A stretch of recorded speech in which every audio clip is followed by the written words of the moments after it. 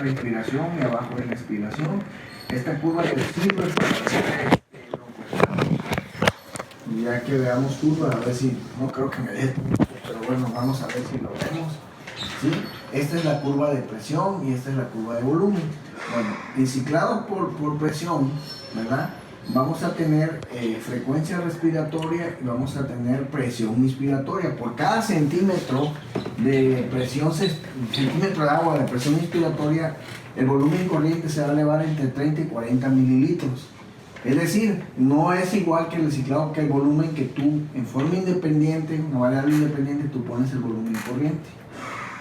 Antes que habíamos dicho que los volúmenes eran muy elevados, de 10 a 15 mililitros por kilo, porque los ventiladores antiguos no tenían un compresor que hacía que el volumen corriente que tú pones aquí sea el que llegue al paciente, sino que se perdía mucho en el espacio muerto, que es el tubo de lo traqueal, son 350 mililitros, entonces tienes que poner volúmenes muy altos.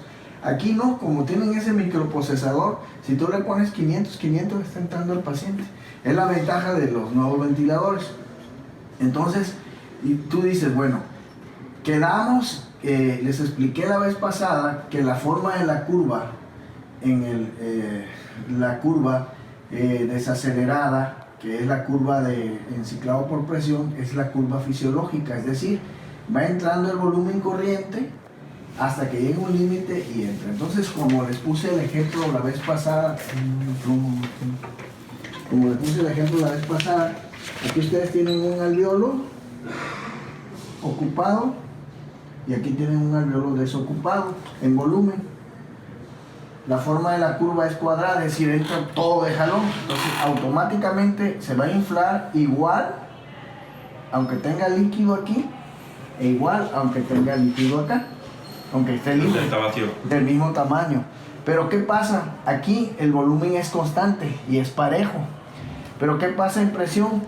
La forma de la curva desacelerada llega a un límite y es la forma como nosotros respiramos, como entra el aire, ¿verdad? Que aunque aquí esté lleno de líquido un poquito ocupado, ¿sí?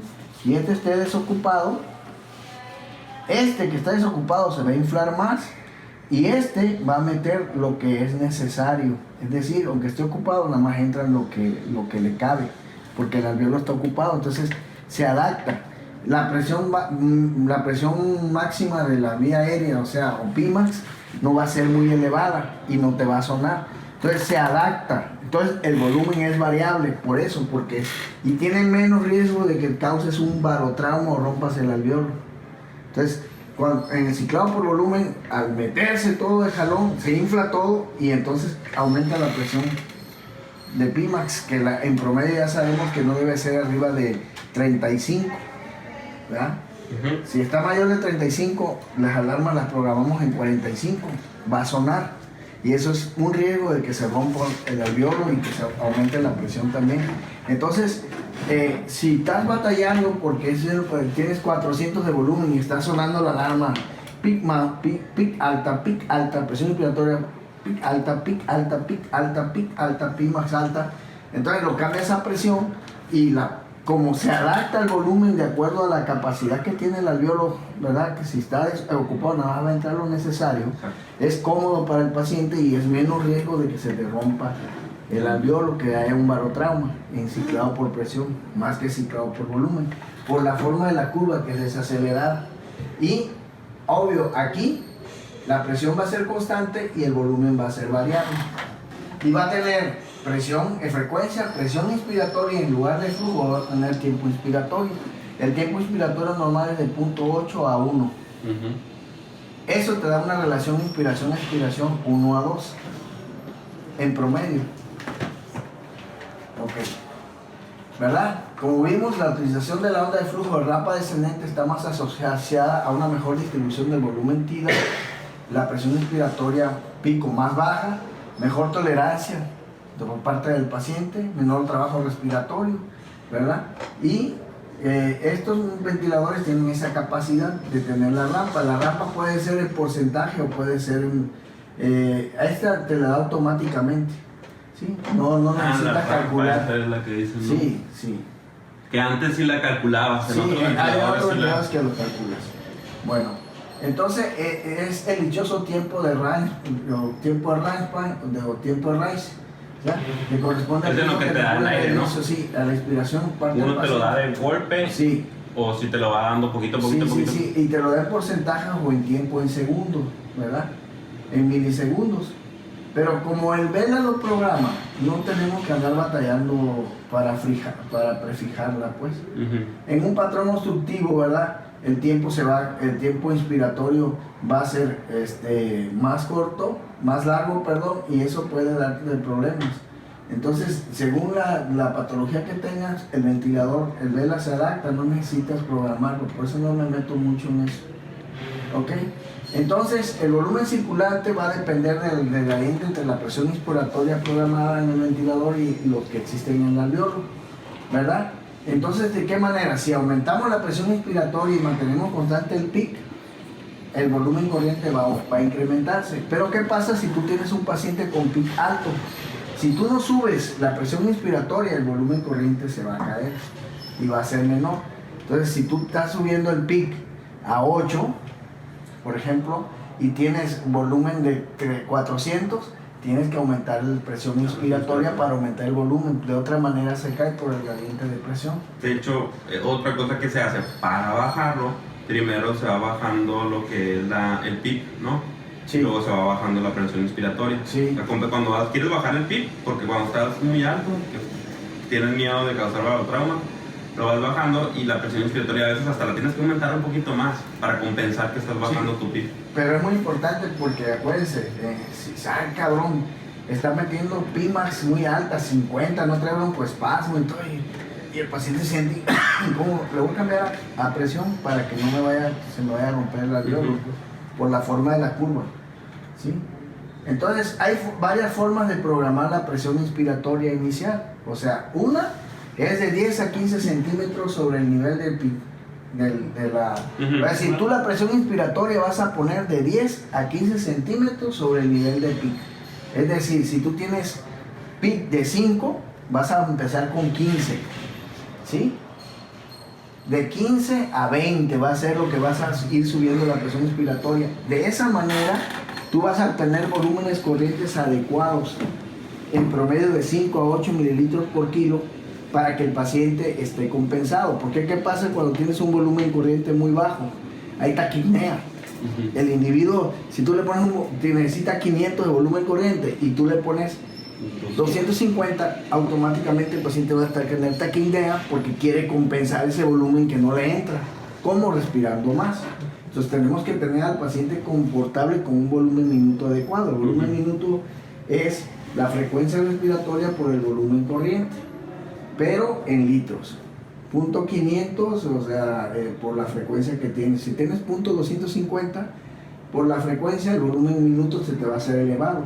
Un volumen minuto mayor de 10 te indica que el paciente va a tener fatiga. Generalmente utilizamos el volumen minuto que te lo da el ventilador para cuando los pacientes los estamos destetando, cuando le vamos bajando de 2 en 2 la presión soporte que tenemos en CPAP.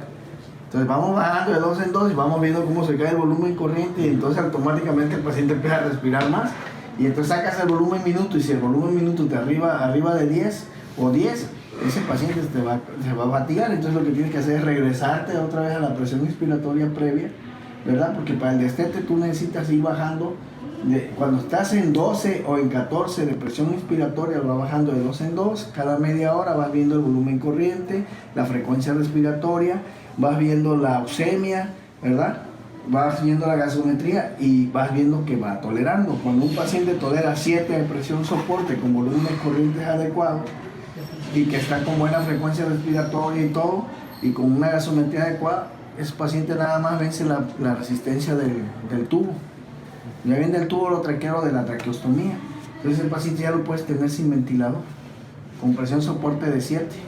Entonces, aquí el dato clínico más importante sería la taquipnea, ¿no? Que va a ser la que, ¿cómo nos vamos a dar nosotros dando cuenta que no va bien la cosa? Sí. Y después de la taquipnea, ¿qué sería, Doc? ¿La gasometría? La gasometría, que no tengas una alcalosis respiratoria secundaria, que no haga hipoxemia al estarlo. Si tú estás viendo que lo estás destetando y le vas bajando de 2 en 2 y llegas a 7 y está bien taquipneico, no te regresas, no toleró. De hecho, el llanto BIN o la prueba de llanto BIN o FBT no va a ser tolerable, entonces te tienes que regresar. Después vamos a ver lo del estento. Entonces, ¿tú cómo empiezas? Dices, ah, cabrón, porque muchas veces tienes 500 de volumen corriente y lo quiero cambiar a presión y le pones presión de 7 y pum, se baja el volumen corriente. Ah, cabrón, y el paciente es más taquinaico, ¿qué hago? Pues primero que nada, son 3 formas. La primera es calcular de 10 a 15, toma en foto, de 10 a 15 centímetros sobre el nivel de PIB. En promedio el nivel de PIB es de 3 a 5, en promedio es 5 para no hacer teletrauma. Entonces yo le voy a empezar con 15 de presión inspiratoria. Y eso va a hacer que el paciente tenga buenos volúmenes corrientes y de esa manera el paciente se compense. Esa es la primera, cómo lo podemos hacer. Acuérdense que por cada centímetro de PIB, esta es la línea, la curva de presión sobre la línea de tiempo. Cuando pones PIB, se va a elevar la curva sobre la línea de tiempo, por cada centímetro. ¿Sí? Entonces, de 10 a 15, entonces le pongo 15. Y ya me da un volumen corriente de 500, 600. Ah, está toda madre el paciente cuando lo voy a cambiar. Pues es cuando lo voy a cambiar de volumen. La otra manera, la segunda manera, es pasarnos a volumen o quedarnos en volumen y medir la presión meseta. Y lo que te dé la presión meseta, que ya les enseñé, tú estabas tú, no, que tú no estabas. Eso va a ser lo que vas a poner de presión inspiratoria. Esa es la segunda forma. Sí, pues supongamos que la presión meseta la tenía en 20, por ejemplo. Sí, pero 20 es demasiado. O sea, un paciente puposo, por ejemplo, debe tener menos de 20, ¿no? Sí. Ok. Entonces, la presión meseta que tengas, que te dé por las 2 vías que ya les enseñé, que también ustedes le pueden mostrar ahorita que subamos. ¿Sí? Y la última, la forma de medir es restar a la presión pico en volumen que tienes, le resta 5. Y eso es lo que vas a poner de presión inspiratoria. ¿Sí? Okay. Siempre como límite 30, ¿no? Como máximo. Esta es la menos confiable. ¿Ok? Bueno, entonces el ciclado por presión, ese modo que comanda, es similar ¿cómo se llama? Al volumen de diferencia, que no asegura volumen, sino asegura presión. Y es en asistido controlado volumen o controlado presión. ¿Existe o no existe el controlado? Dijimos que el controlado no existe. Nosotros lo hacemos controlado sedando al paciente o relajándolo. ¿Ok? La curva ya sabemos que es desacelerada, el volumen es variable y es ciclado por tiempo. ¿Verdad? Lo único constante, ¿verdad?, va a ser la presión, el volumen es variable, se adapta al paciente y el flujo, o bien el flujo, va a ser variable. El ciclado es el tiempo, inspiración, Sí. es cuando tú estás y cambia, el momento en el que cambia ese es el ciclado, Sí. es el switch que hace entre inspiración y expiración. Entonces, por eso se dice ciclado por tiempo, Sí. ciclado por volumen. Sí. La curva de flujo desacelerado, ¿verdad?, una vez que alcanza los niveles más, valores iniciales altos y bajo condiciones normales, Cicla y ya llega al flujo la cero. expiración. Es el más fisiológico, por eso se da. Este tipo de BIR-1000 tenía la capacidad de tener al paciente en volumen y cambiar la curva de flujo a presión, por decir así. Tenía esa capacidad. Estos ya están fijados, pues. ¿Verdad? La curva de volumen es fija a cuadrada y la curva de presión es desacelerada. Por ejemplo, hay estudios que dicen que mejora la oxigenación, disminuye el espacio muerto, reduce la diferencia entre el volumen entregado real y el deseado, reduce el trabajo respiratorio, disminuye la presión pico inspiratoria. O sea, tiene muchas ventajas, nomás que no se maneja porque se desconoce, ¿no? Y ya tenemos que el tiempo inspiratorio. Entonces ya sabemos que existen asistido controlado y en la ventilación mandatoria intermitente sincronizada, ¿verdad? El AC, todas son respiraciones iniciadas por la máquina o el paciente y son cicladas por tiempo. En SMB son respiraciones iniciadas por la máquina y son cicladas por tiempo y limitadas por presión. Ahora, en SMB hay respiraciones espontáneas, una dada por la máquina y otra por el ventilador. el ventilador y otra dada por el paciente. La que es dada por el paciente, los volúmenes corrientes son más bajos, entonces tienes que ponerle presión inspiratoria, ¿verdad? Para presión soporte para aumentar el volumen corriente en las espontáneas para que se compense. Pero por ejemplo en el ISMB, si el paciente está dando respiraciones, el ISMB lo deja. Le da chance, o sea, empieza el paciente a meter respiraciones y el SIMB empieza a dejarlo. A menos de que ya el paciente ya no meta, le mete ya una respiración. No, sí, te asegura una respiración porque tienes una asegurada promedio. Eso ya te lo dije, se utiliza, lo dijimos el otro día, se utilizan en pacientes que van a tener una ventilación prolongada, que tienen debilidad muscular, como esclerosis lateral amiotrófica, síndrome de Guillain-Barré. Lo tienes que meter porque si lo dejan en puros asistidos, se va a atrofiar y se va a adaptar el paciente con una sensibilidad lo más baja que puedas, ¿sí? Vamos a hacer este ejercicio. Vamos a poner el ejemplo de 12 respiraciones por minuto. ¿Cuál será la relación inspiración-expiración? Lo primero que tienes que hacer es, las 12 respiraciones que tienes la vas a dividir entre minutos, 60 segundos entre 12. Y vamos a obtener que el ciclo respiratorio va a durar 5 segundos, ¿verdad? Porque eso es el resultado que vamos a tener. Ahora, el tiempo inspiratorio es más corto que el expiratorio, entonces después de eso vamos a dividir ese 5 en 3 y el resultado va a ser 1.7, ese va a ser el tiempo inspiratorio. Después ese tiempo inspiratorio le voy a restar el 5 que es el ciclo total y me va a dar el tiempo expiratorio. De tal manera que me da un tiempo inspiratorio de 1.7 y el tiempo inspiratorio de 3.3. Normalmente la máquina me lo da, pero nosotros podemos calcularlo. A ver, hágame un ejercicio, 14 respiraciones por minuto. Es 60 entre 14.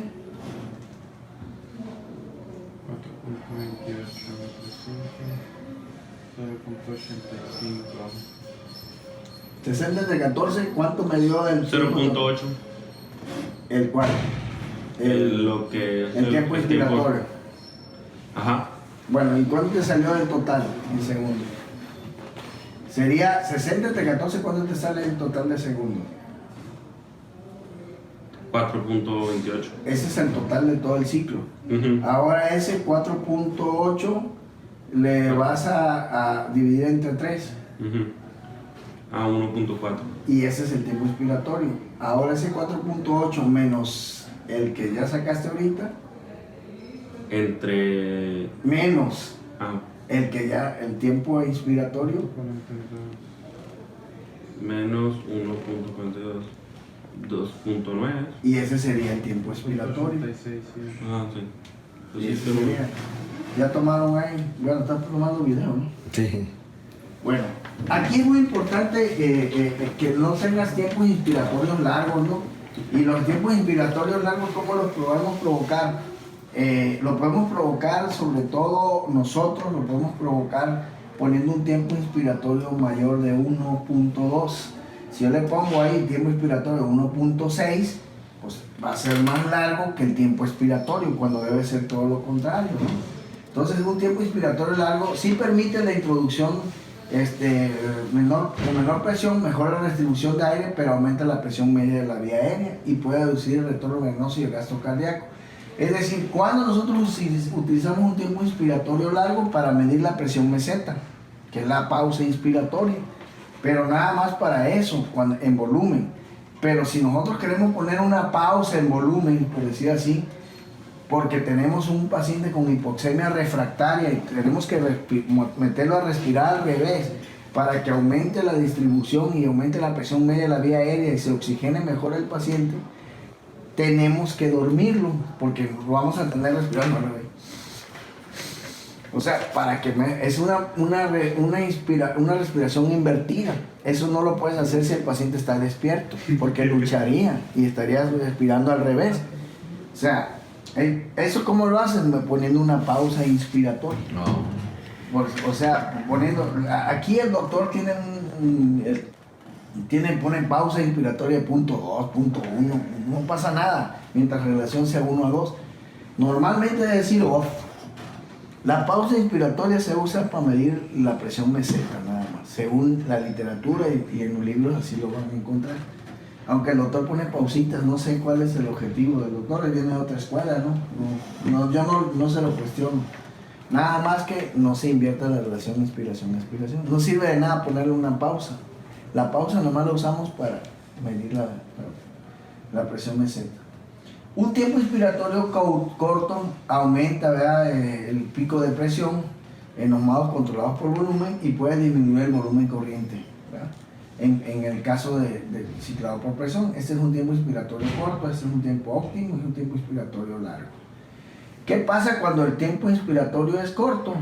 Pues esto que es lo rojo en la curva de flujo, ¿verdad?, termina antes de bajar la línea de tiempo. ¿Sí? ¿Ok? Tiempo inspiratorio corto, tiempo inspiratorio óptimo, tiempo inspiratorio largo, ¿no? Cuando hay un tiempo, ¿cómo podemos provocar un tiempo inspiratorio corto nosotros? Poniendo, por ejemplo, 0.5 de tiempo inspiratorio. Entonces no va a dar tiempo a que se meta todo el volumen corriente y entonces el paciente, los volúmenes corrientes caen y el paciente quiere respirar entre cada respiración y hace doble trilla. Esos son doble trilla. Y empieza a desalaxarte el paciente con el ventilador. Creo que el vela viene limitado, ¿no? Creo que lo menos es 0.6 que se puede... Sí, pero vas a ver ahorita, vamos a hacer el ejercicio, por ejemplo, mira, aquí está normal, ¿no? Hasta 1.2 puedes poner y está la relación 1 a 2. Pero ¿qué pasó aquí? Lo rojo es el flujo no retorna a cero. Mira lo rojo donde se quedó arriba en lugar de llegar aquí y después empezar en azul. Entonces, ¿cuánto tiene? 0.3. Tiene 0.3 de tiempo inspiratorio y el volumen que mete es de 238. Entonces son volúmenes corrientes muy chiquitos y empieza a haber doble disparo y el paciente se empieza a desadaptar. Entonces, te dicen, ay, doctor, fíjese que el paciente se puso malo. Ah, cabrón, y estaba metiendo doble trilla y ya te fijas el tiempo inspiratorio. Está muy cortito porque no da tiempo a meter todo el volumen programado de acuerdo a la presión inspiratoria que tú ya le habías puesto. Entonces va a haber doble disparo y eso lo podemos provocar nosotros por no hacer las cosas bien. ¿Sí? Ya ven el doble trigger. ¿Cómo se soluciona? Aumentando el tiempo inspiratorio. ¿Sí? Bueno, presión es limitada por la presión alcanzar la inspiración. El volumen es una variable dependiente, ¿verdad? Depende de la densidad y resistencia del pulmón, el nivel de presión y el tiempo inspiratorio. ¿Y qué es lo que tratamos con el ciclado por presión? Intentamos proteger el pulmón de altas presiones ya generadas, ¿verdad? Pues, por ejemplo, en pacientes con CDRA, cuando se ventilan por volumen, ¿verdad? Lo podemos cambiar a presión, ¿verdad? Nada más que ahí el volumen no tenemos asegurado. Ventajas. La ventilación controlada por presión tiene la ventaja de que tanto la presión pico de la veera como la presión alveolar son constantes y eso reduce el riesgo de barotrauma y lesión pulmonar inducida por el ventilador. Mejoría y confort, ¿verdad? Que el paciente que respira espontáneamente, ya que el ventilador pues suministra flujos inspiratorios adecuados a los flujos que necesita el paciente porque hace sincronía entre ambos. No así con el modo ciclado volumen que tú le pones 500 de flujo 50, por decir así, y a lo mejor el paciente ocupa menos y él se desadapta fácilmente. Entonces hay una autorregulación del flujo inspiratorio por este modo. Entonces, ¿qué es bueno el ciclado por presión? Que mucha gente no lo utiliza. Mejoría el confort del paciente que respira en forma espontánea, ya que el ventilador suministra los flujos inspiratorios picos variables de acuerdo a las necesidades del paciente y mejora la sincronía de los dos. Una baja presión pico, ¿verdad? Y limita la presión alveolar. Disminuye el riesgo de sobredistensión y controla el flujo inspiratorio de las respuestas a la demanda del paciente. O sea, tiene sus ventajas. La desventaja es que no te asegura un volumen corriente adecuado si tú no calculas una presión inspiratoria adecuada. ¿Ok? Hasta ahí me entendieron, sobre todo tú que no has venido. O no sé si llevaste el curso dichoso en Hermosillo, que llevaron un curso. Inteligente este 4 ojos. Ah, bueno. Entonces, limita el riesgo de barotrauma, puede reclutar alveolos colapsados congestivos, mejora la distribución de gases y las desventajas que los volúmenes tidal varían cuando la confianza va a disminuir. Bueno, entonces vamos arriba y vamos a hacer, vamos a ver lo del... ¿Cómo puedo hacer para que se haga? ¿A dónde le aprieto? Escape. Ok, vamos arriba y ahorita 400. Pone 500 de volumen. Aquí se mueve, ya lo saben, ya lo conocen. Y el 10%, bueno, pero vamos a poner algunos valores. Vamos a poner tiempo inspiratorio. Tiempo inspiratorio. Tiempo expiratorio. Ok. Lo voy a poner en 350. 350. Lo voy a poner en 35. Esta pausa la voy a quitar, ya quedamos que no. Lo voy a poner en 35. Ok. Vean la relación. 1 a 3, 1 a 2.6. Y el tiempo inspiratorio, 0.76 y 1.25. ¿Verdad? Ustedes van a ver ahorita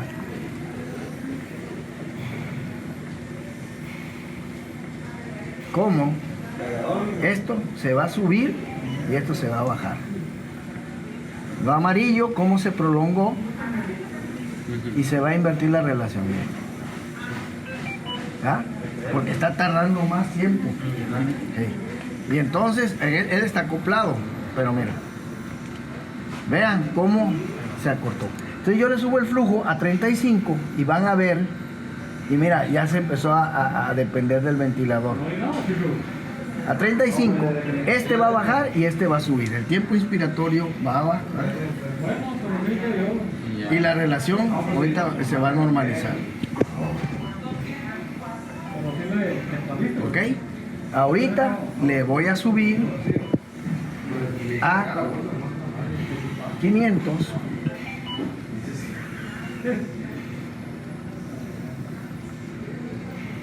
Le voy a poner 50. Y van a ver este, cómo va a bajar.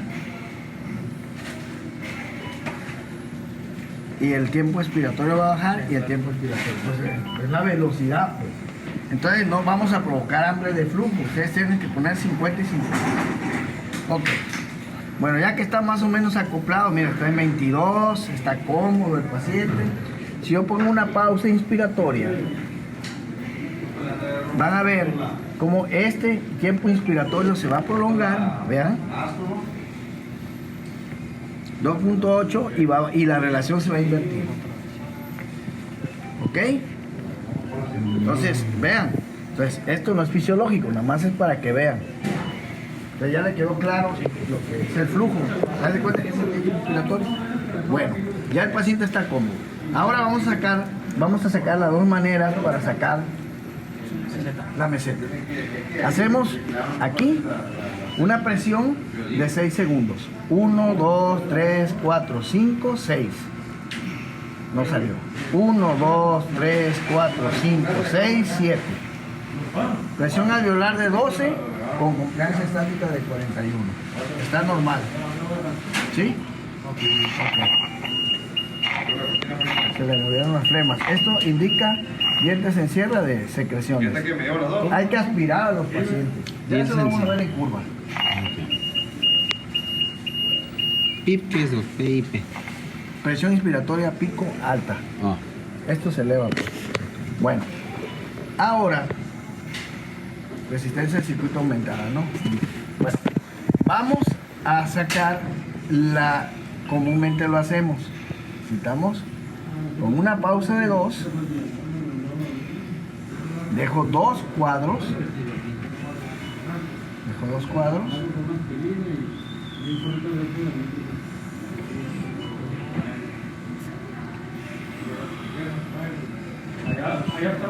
Congelo la imagen aquí. Lo quito para que no sufra el paciente. Ella no está sufriendo el paciente. Y lo muevo. Y lo pongo aquí si quiero. En la unión. Me salió en 20. Pues es variable. El otro me salió en 12. Presión meseta 20. todavía está por debajo, de 20 para abajo. ¿Ok? Entonces, ya no sufre el paciente porque yo ya le puse off, nada más se congeló la imagen. Y ahí saco. Ahora, la presión pico es muy fácil sacarla, nada más congelo la imagen y meto el cursor.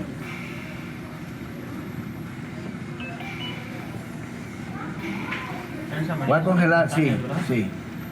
Entonces congelo, está en 26 la presión pico, ahí está, 26, 24, 26.9, 27. Lo que ves aquí, presión pico, ahí está 26. ¿Es lo mismo si es en la que mete la máquina que en la que mete el paciente? Sí, sí, sí, lo que se ve aquí sale igual, nada más era para que tú vieras, pues, porque es una forma de una pirámide truncada. Bueno, aquí lo que le voy a recomendar es que tengan VTI, volumen tidal inspiratorio, VTE, volumen tidal expiratorio. Yo creo que si quieren la dejamos hasta ahí. Puedo enseñarle otras cosas más. Si tiene tiempo, ahorita les puedo explicar. Por ejemplo, se pueden mover las curvas de lugar. Por ejemplo, aquí, le aprieto aquí. Perdón. El tamaño lo puedo regular. Acá, cuando le aprieto. ¿Sí? Aquí cambié la curva de presión por la curva de flujo. Aquí la puedo cambiar a presión. Aquí, ahí está. Y el tamaño la puedo aumentar. Ok. Y esta curva de volumen la puedo cambiar a presión, por decir así.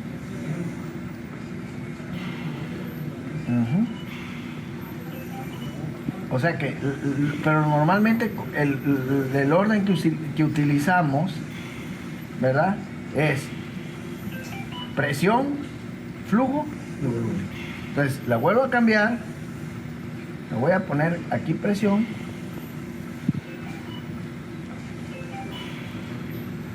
la voy a subir del tamaño.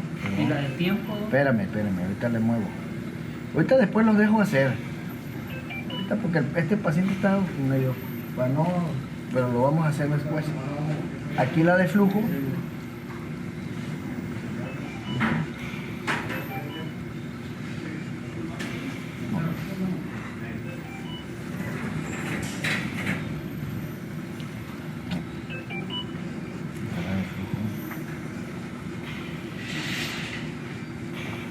Volumen, espérame. ¿Dónde quedó la de flujo?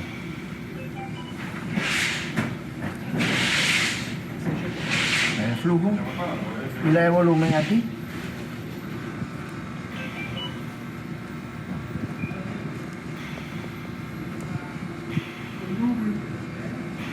Ahí está. Lo vamos a regresar a CPAC como estaba.